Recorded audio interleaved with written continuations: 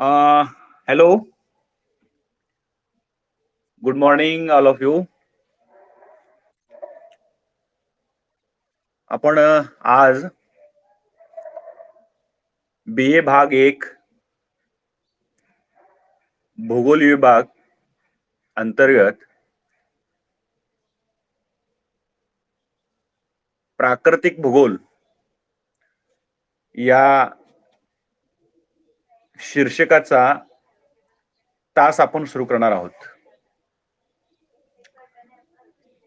म्हणजे आपल्याला एकूण पहिल्या टर्म मध्ये एकूण 4 टॉपिक आहेत. त्या 4 टॉपिक पैकी पहिला टॉपिक आपण आज या ठिकाणी सुरू करणार आहोत. आपल्या टॉपिकचं जे नाव आहे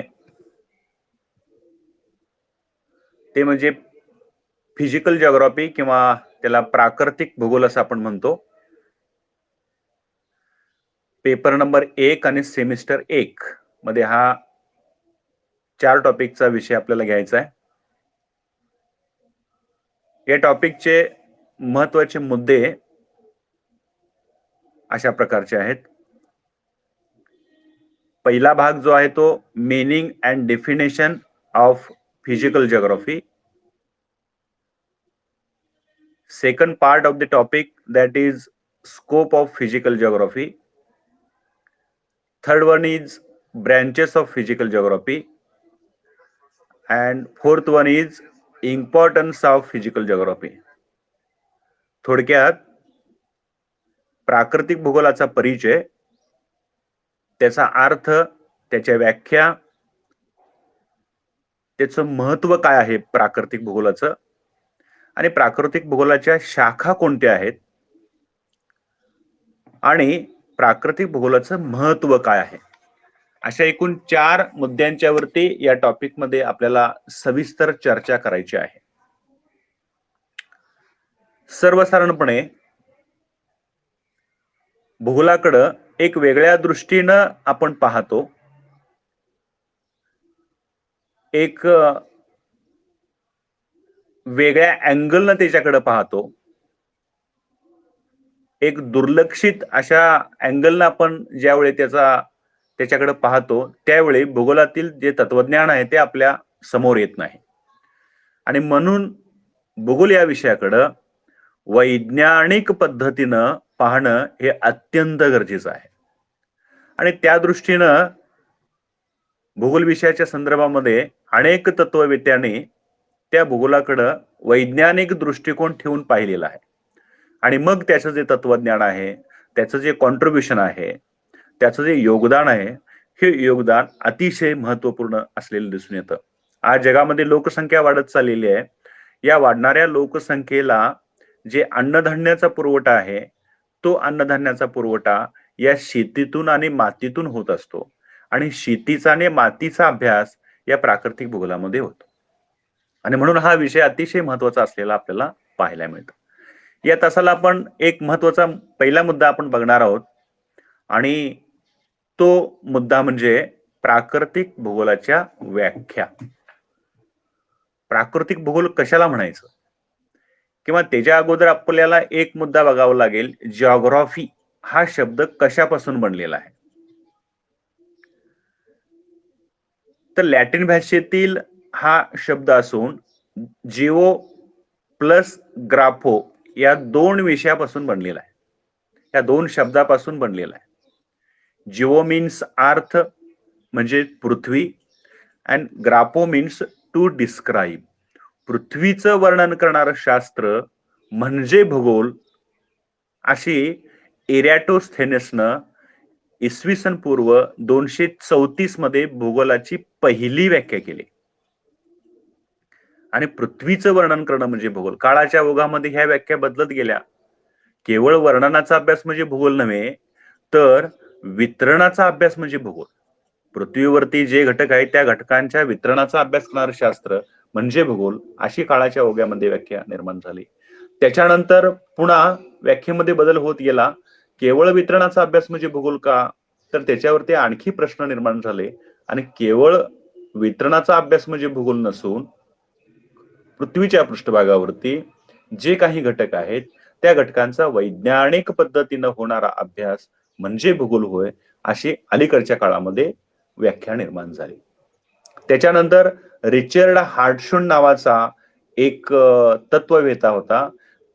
त्या तत्ववेत्याने 1959 साली भूगोलाची पहिली व्याख्या समर्पक आणि वैज्ञानिक स्वरूपाची केली आणि सर्व जगातील तत्ववेत्याने या व्याख्येला मान्यता दिलेली आपल्याला पाहायला मिळते.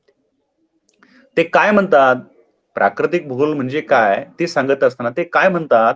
तर ते असं म्हणतात, की पृथ्वीच्या भिन्न गुण वैशिष्ट्यांचे अचूक, सुस्पष्ट, तर्कसंगत विवेचन आणि स्पष्टीकरण करणारे एक शास्त्र आहे. त्या शास्त्राला भूगोल असं म्हणतात.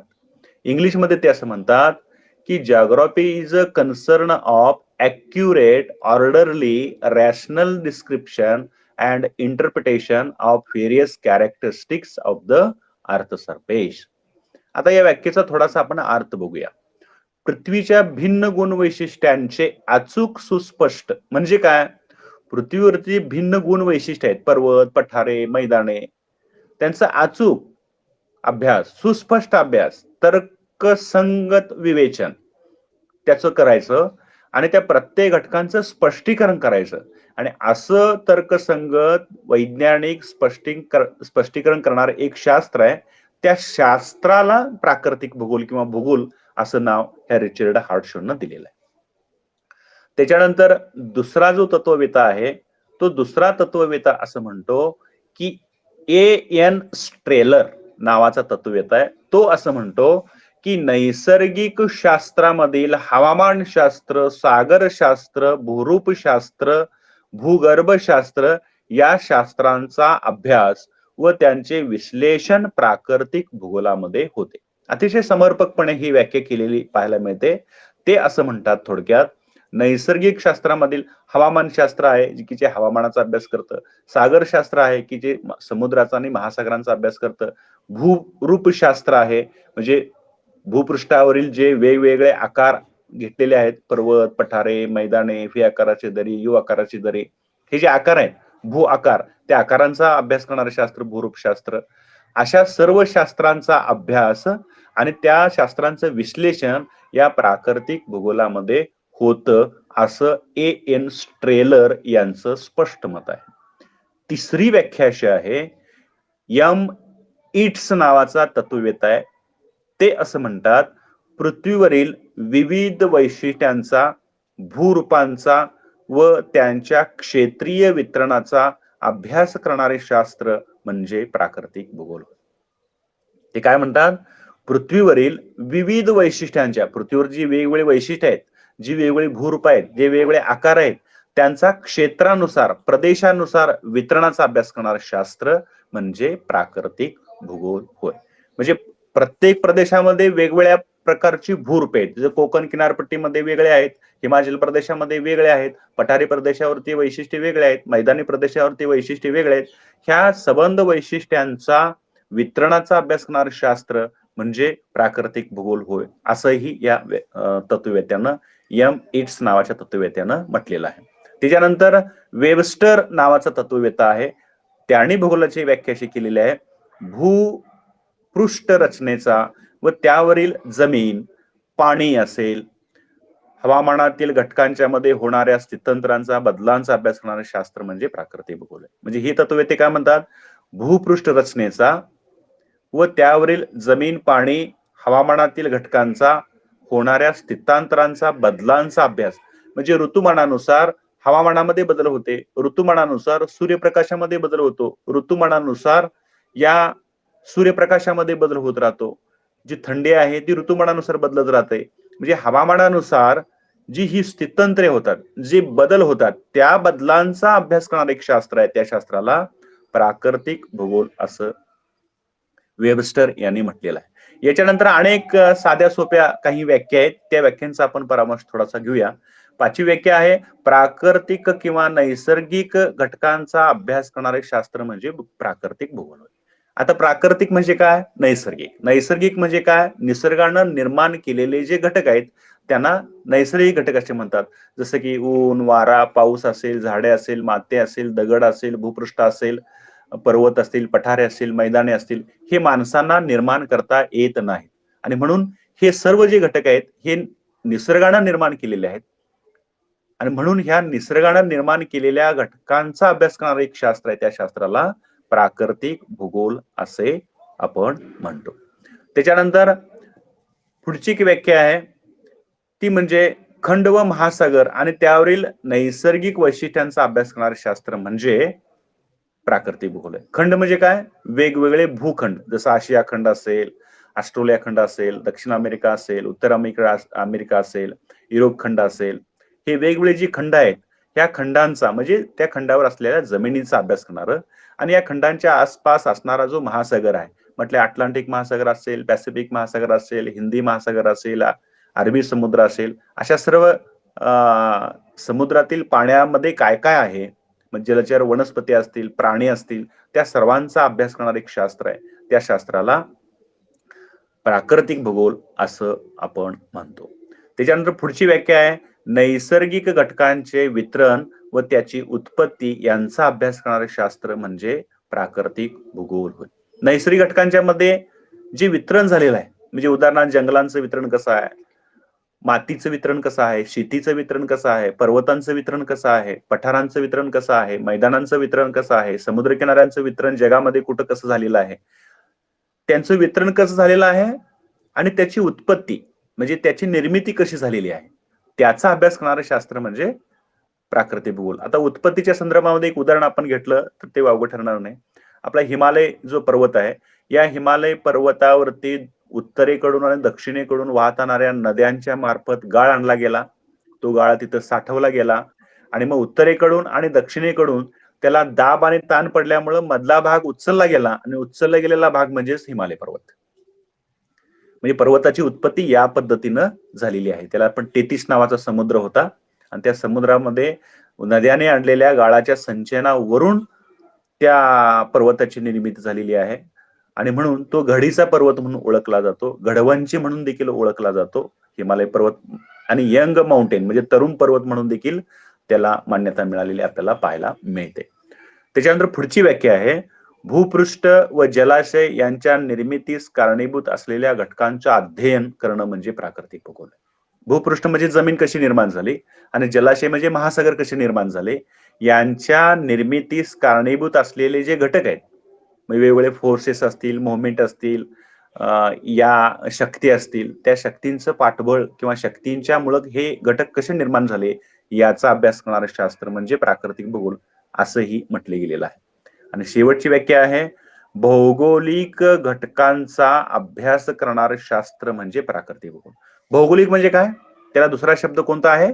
नैसर्गिक. आणि नैसर्गिक याचा अर्थ काय? निसर्गानं निर्माण केलेले घटक. निसर्गानं निर्माण केलेले जे घटक आहेत, या घटकांचा अभ्यास करणारं एक शास्त्र आहे. आणि तो अभ्यास करत असताना हे शास्त्र वैज्ञानिक पद्धतीनं अभ्यास करत राहतं. म्हणजे कसा अभ्यास करत राहतं?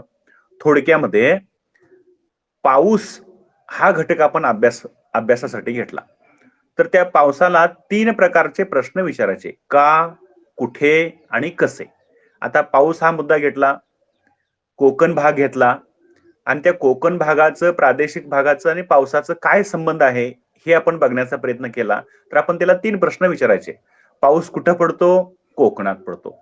का पडतो? तर समुद्र किनारा जवळ आहे, वाफ तिथं लगेच येते आणि मोठा जास्त पाऊस पडतो.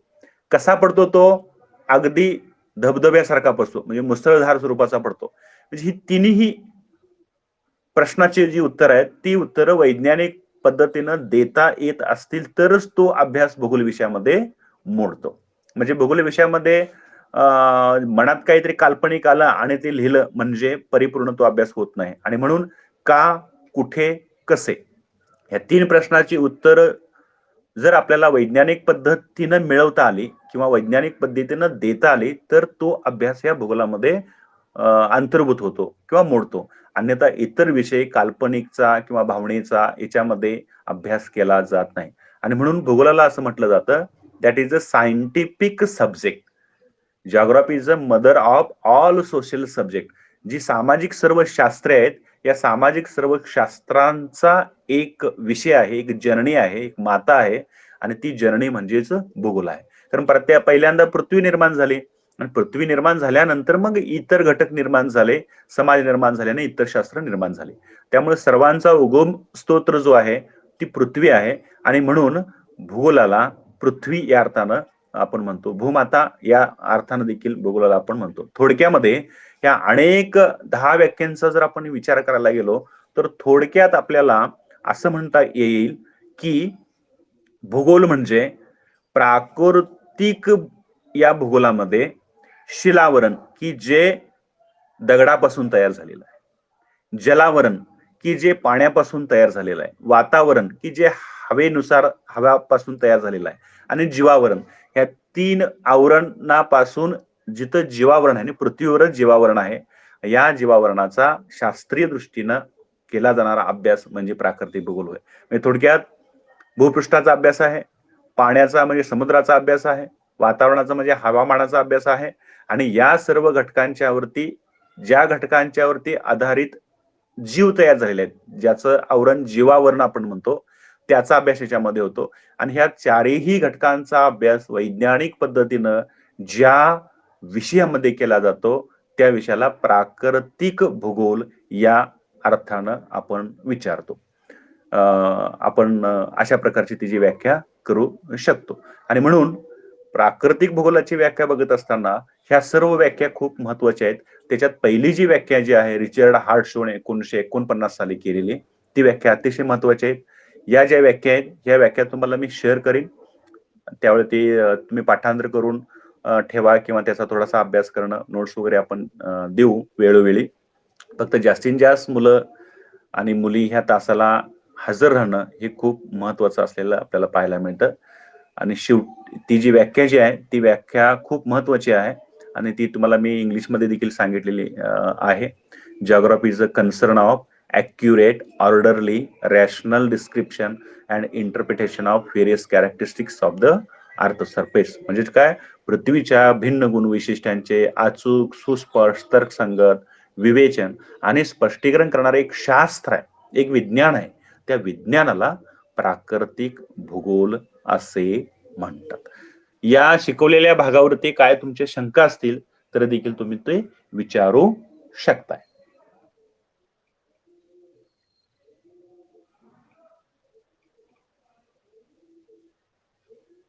बोला, समजला का भाग सर्व? समजलं ना? आता ते बाकीची जी मुलं वगैरे आहेत ना त्यांना थोडस तासावरती जॉईन होण्यासाठी सांगायचं आपण. आता नंतर मी फोन करणार आहे, ते सगळे जॉईन होणं गरजेचं आहे.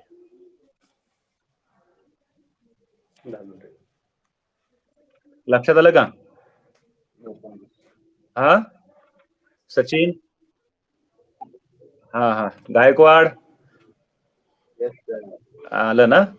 बाकीच्या मुला मुलींना बी सांगा, बरेच जण काल मी जॉईन केलेलं आहे सगळ्यांना, तर त्यांना थोडस सांगून जास्तीत जास्त संख्येनं आलं की मग आणखी थोडं चांगल्या पद्धतीनं आणखी सांगता येईल, आपल्याला शिकवता येईल, एक कोऑर्डिनेशन राहायला पाहिजे. हा, चालेल, थांबूया मग आजच्या तासाला. हो, thank you, thank you. Okay okay okay.